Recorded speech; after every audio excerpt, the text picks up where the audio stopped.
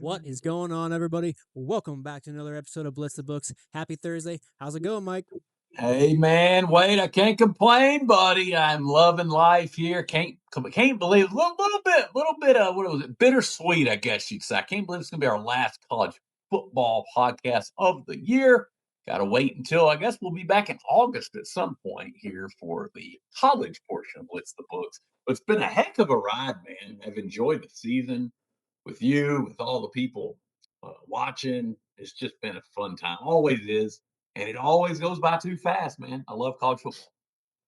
Yeah, as I say, this has gone by pretty fast. Can't believe we're here in the college championship game, but it is here. That happens on. It'll be on Monday. It is now Thursday, so we will. We've got a few days before we get to that. Got the weekend before the big game. Let's review last week. Again, we went 3-1. Another fantastic week of free picks. For the season, we are now 43-26. Still a fantastic 62%. We're almost at that 63%. I do believe if we go 2-0 with our two picks that we're going to give out here, that we will go over the 63% mark for the season. And regardless, I think we're going to have to pop some champagne. I don't think we're going to go 0-2. I think one of these is going to cash for us at least. So I love the looks. Let's review last week before we jump into anything for this week. Mike gave out Miami, Florida -3. That was a beautiful pick as they was able to just barely hang out there and beat Ole Miss for us. And then he gave out Oregon +3.5 first half, which was the only loser of the week. Oh, I gave out Indiana -3, and then we took the Miami, Florida over 50.5. Also, sort of told everybody to wait and kind of grab that live. If you would have waited, you would have been able to yeah. grab that under 40. So either way, everybody would have cashed that. Um, Still fantastic 3-1 week. Regardless, I know Mike's been on a pretty good heater, so you know what? You were due for a loss. Yeah. Yeah. Well, that's what I get for fading Psycho Signetti, I guess. There you Yeah, go, right? Well, Oregon, I still think, that first meeting, they were only down by 3, of course, it right. wasn't at Oregon, that does make a difference. It's just they beat themselves, man. You can't turn Yeah. the ball over all those 2 times against Indiana. It's just but it's a bad pick, nonetheless bad pick.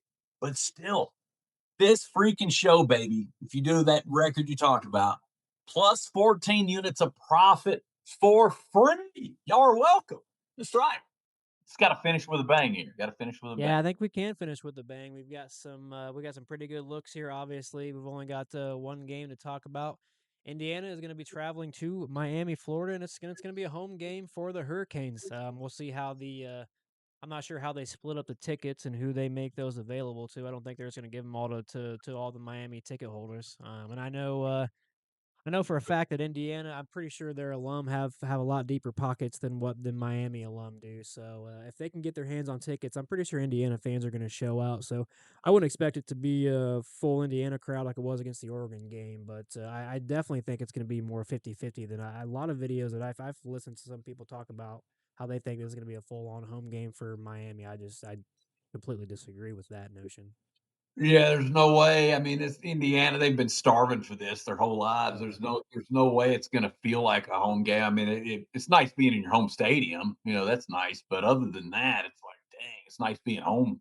But yeah, I think it could even be 60-40 Indiana. It wouldn't surprise me. Yeah, I know it.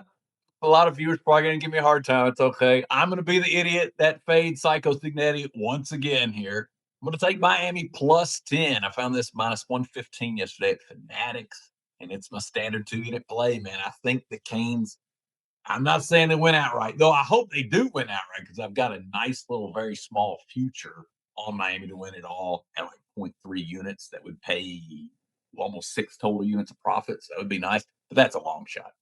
I think they keep it close here, though, man. You look, it's all about nuance. Betting's a lot of nuance involved.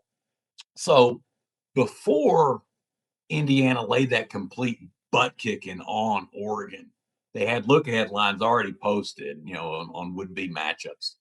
They only had Indiana a 5.5 point favorite over Miami. Yeah. Okay. Yeah. Now they laid that beat down on Oregon. All of a sudden, they moved it to 7.5. So just based on that one outcome, they inflated the number 3 points. Usually, when that happens, I'm going to look to bet the other side. I'm doing it here and doing an even better number at 10. I know it's nuts to step in front of this Indiana train. It may come back to bite me, but I really could see the Canes keeping this to around a touchdown. It wouldn't surprise me. And Indiana's not going to be mad at a touchdown national championship here. Something like, I could see a 28-24, 28-21 type of game. All out buying low and selling high, man. There's no higher point to sell the Hoosiers than right now. I mean, they're playing perfect football. I mean, surely they're going to get a turnover or two. I don't know. Maybe not. Maybe they're just that team. Maybe they are like the 2019 LSU team. Maybe they are like some of the Nick Saban Alabama teams that just played perfect football. And 2020 was one of those for Bama with Mac Jones at the helm. But yeah, the look ahead line making it that. I made the line actually Indiana -4.5. I did give Miami a couple points for home field because you're in your home stadium. That has to count for something, not having to travel. And yeah, according to one line service we look at, Big Wade, and this was on Monday. I don't know how accurate this is now. About 75% of tickets so far have been on Indiana. That line should only go up, I would think, as we get closer to kickoff. I don't see many of the public wanting to back the Canes just because Miami barely had to squeak out that win against Ole Miss. They did make a lot of mistakes in that game. That scares me. They dropped about 1,500 interceptions. I don't know if anybody watched that, but it seemed like Mhm. their DBs could not catch simple, easy interceptions there. Miami doesn't have the edge in many statistical metrics at all, but they do a better job rushing the passer. They do it if they do a better job rushing passer than they did against Ole Miss. I think they can put a little bit of pressure on Mendoza. Canes ranked 13th this year in sack rate. Hoosiers surprisingly just 72nd in sack rate allowed. So Signetti's probably gonna have to claw some quick screen passes out to his wideouts, maybe even some draws or some screens to his running backs. Even I'm hoping for my sake, Akeem Mesidor, Ruben Bain can actually, get to Mendoza a couple times, rattle him a little bit if he can be rattled. I don't know. Guys played for all year long. I don't know. But yeah, I just like the +10. I think it's too many. I think Indiana wins, but I think Miami gets the money. For me, it's all about you, baby. Let's go. It's hard to disagree with that look. Yeah, I just checked. I checked Fanatics while we were off air, and yeah, it's -125 now. So you've already got some value in your pocket there. I have not made a decision on what I'm going to do full game. I know I'm going to get there. It's not sure. I know if you like this Miami Florida side. Um, could wait. Word on the street is that more public money is going to come in on Indiana as we get closer to the game. So you could end up getting right around this number before game time. I don't know. I feel like books may try to protect this number, and because I think +10 is almost too much. But I'm from Indiana, so I really got to think about this game hard. I screwed up last week. I wrote an article, and in our video we gave out Indiana -3, and then I went out and gave Oregon +4.5 to my paid members as the game got closer. Um, Trying to shoot that middle. First time I've really pick flipped in a while. I don't. That's really atypical of me. I don't ever usually do that. And God, I just thought second time Oregon saw Indiana, they'd figure out a way to at least keep the game close. And I just think they did beat themselves, but Miami's got the pretty strong defense, as I think we'll see, and what I'll talk about in my breakdown here Yeah. shortly. But as always, if these breakdowns are helping you guys at all, hit the like, subscribe to our channel, and drop a comment. What's your favorite play this week in this game? Who do you think's gonna win? It helps our channel way more than you think. And I'm going to go ahead and dive into the first half here, Mike. I don't want Yeah, to rehash everything that's been said here. Um, but I went through this matchup myself, obviously, and I just kind of kept going back to the same place. I think this game sets up for at least very slow defensive first half, and I think the numbers back that up pretty clearly here. And I'm going to take the under first half, under 23.5. Best line when I found that was -108 on DraftKings. Now, as Mike and I talked about off air, if a 24 or 24.5 ever pops up anywhere, we would rather have that. I'm not sure it's ever going to get there. I really don't think it's going to get there. As we talked, Pinnacle's sitting at 24 right now, -120. Something's going to have to change. I think some serious sharp money is going to have to come in on the over in order to get that line to move. So right now, obviously 23.5 is the best line. And first, let's start with this Miami side. Being essentially a home game, I think that does obviously matter early, as you talked about. We've seen Miami feed off of that environment all season. I think they only lost one game at home, especially defensively. They're top 5 nationally in scoring defense at just 14 points per game. And more importantly for this matchup, they're elite against the run, allowing under 87 rushing yards per game. which directly attacks one of Indiana's offensive identities, which they like to run the ball and put teams away with their ground game. Indiana wants to establish the run, shorten the game, stay on schedule, keep Miami's offense off the field. I think Miami's defensive front can make this difficult. You know, they're top 10 nationally in sacks, tackle for loss, QB pressure, and that kind of profile. That creates second and long, third and long situations early. And if Miami can keep pressure without blitzing, they usually can keep. I think that can keep Indiana a little bit off rhythm for the first half, and it'll take them a while to get their footing on offense, at least. On the flip side, Indiana's defense may actually be the stronger story here in this game. As you mentioned, you think Indiana might win this game, and I think that's probably where the game's gonna play out here. They rank second nationally in scoring defense, giving up just 11.1 points per game, and they're even better against the run than Miami, allowing 75 yards per game, which is critical because Miami's offense is far less efficient when they cannot lean on the run. Miami ranks just 71st in rushing offense, and while Carson Beck is capable, this is not a matchup I think where you want him dropping back 20 plus times early. Indiana has already proven that they can handle elite competition on the road. They beat Indiana, Oregon twice, Penn State, Ohio State, and Alabama, and they didn't really get overwhelmed in those environments. I think this all leads to a first half under. And we've also got some trending data that goes along with this. Yeah. Miami is 13-2 to the under in the first half totals this season, and they're perfect 3-0 in the playoffs against the spread. Um, and those unders came against pretty elite competition. Mhm. Um, Indiana also shows the same pattern here away from home, going 5-1 to the under in first half totals away from Bloomington, including the playoff games where first halves have landed at 16 points against Ohio State and then 17 against Alabama. Indiana's road games all year kind of just tell the same story as if you dig a little deeper, slow starts, methodical drives, kind of an emphasis on field position rather than tempo. And I just think both these defenses are going to be slugging it out. We've got two teams that have elite defensive fronts.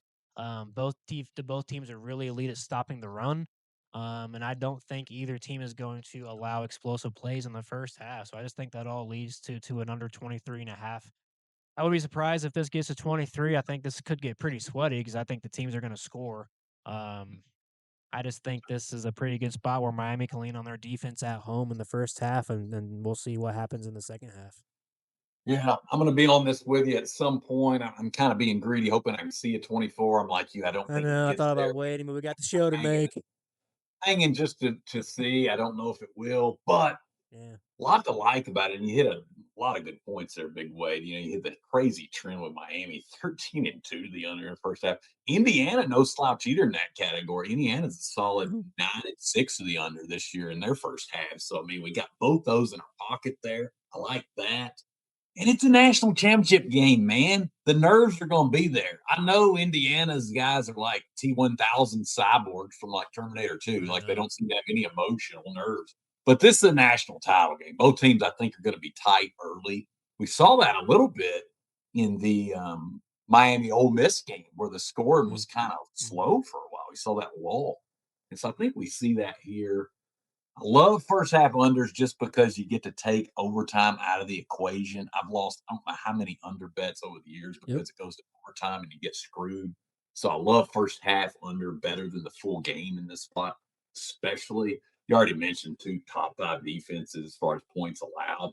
Another thing I like, if I'm ever betting under, I don't know a lot of totals, but when I do, both teams rank the top 7 in time of possession. That's huge. That means could see a lot of slow, long, drawn out 15, 16 play drives that take a ton of time off the clock. Even if it isn't a touchdown, you don't care because if it took the whole quarter to get there, we're going, baby. We'll be Yep. dancing in the street at halftime counting our money. That's what I'm hoping. So, yeah, I'm going to be with you on this one, Big Wade. Um, under is nine, or no, I'm sorry, the random twin. The under is 7-4 this year when Miami or Indiana plays against a ranked opponent. 7-4. So that's solid too.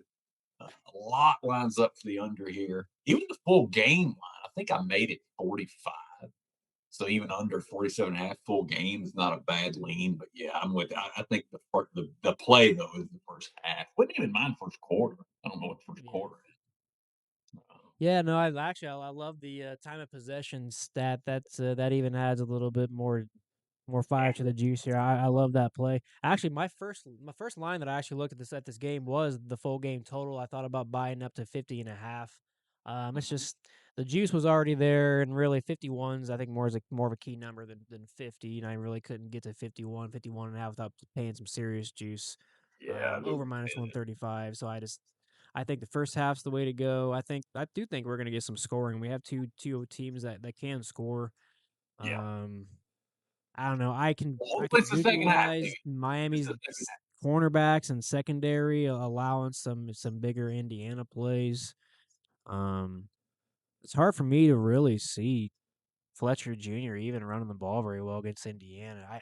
Maybe their offensive line's big enough. I know that's one of the big things that Mario Cristobal talked about was the Yeah, fact that they signed some pretty big offensive linemen. They do have a really big offensive front, so I think this is going to be the biggest test for both teams. So this is pretty tricky, and I think when you got this game is gonna. I think the game's gonna be won out honestly in the trenches. Which trench is gonna dominate the other? I think that's this yeah. kind of game.